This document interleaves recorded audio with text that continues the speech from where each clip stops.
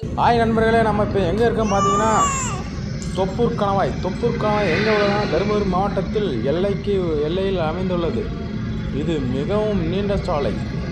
Kanyakumari to காஷ்மீரை இணைக்கும் சாலை NH-44. இந்த சாலை மிகவும் ஆபத்தான சாலை என்று சொல்லப்படுகிறது. அதாவது 70 கொண்ட ஊசி வளைவுகளை விட மிகவும் ஆபத்தான சாலை. இந்த சாலையில் பயணிக்கிறவர்கள் மிகவும் கவனமாக செல்ல வேண்டும். இப்போ நாம் தொப்பூர் கணவாயை தான் இறங்கி கொண்டு இருக்கிறோம்.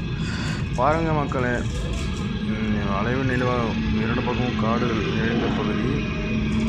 இறங்கும் போது மெதுவாக இருக்கும். ஏன்னா கனரக அதிகமாக பாஸ் ஆகக்கூடிய இடம். வேக்கம் கிடைக்காது என்றால் அதனால் நிறைய மிஸ்டேக் ஆகிறது. அதனால் கூட விபத்து நடக்க ஏற்பட ஒரு காரணமாக இருக்கிறது. இப்போது சாலை பணிகள் விரிவாக நடைபெற்று கொண்டு வருகிறது. ஏனென்றால் விபத்தை தடுக்க அந்த பணிகள் நடைபெறுகிறது. இந்த சாலையானது ஒரு வளைந்து நெளிந்து காணப்படுகிறது. இப்போ நம்ம போய் கொண்டிருக்கோம் பாருங்கள். கிட்டத்தட்ட ஒரு நாளைக்கு ஒரு 2 லட்சம் வாகனங்கள் இந்த சாலையை கடந்து செல்கிறது என்றால் அவ்வளோ ஒரு கூட்டம். சேலத்திற்கு இதை விட்டால் வழியே இல்லை. பெங்களூர், தருமபுரி, கிருஷ்ணகிரி, இந்த சைடு ஹைதராபாத் போன்ற பெருநகரங்களிலிருந்து வரும் நகரங்கள்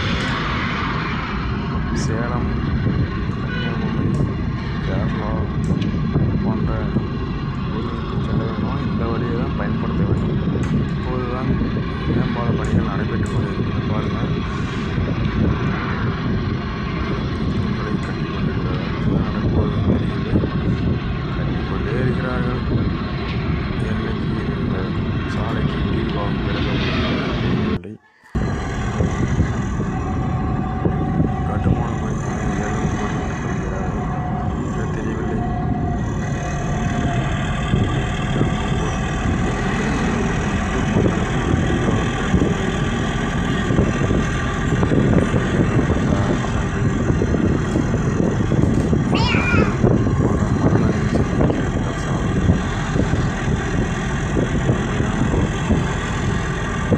மீண்டும் சந்திப்போம்.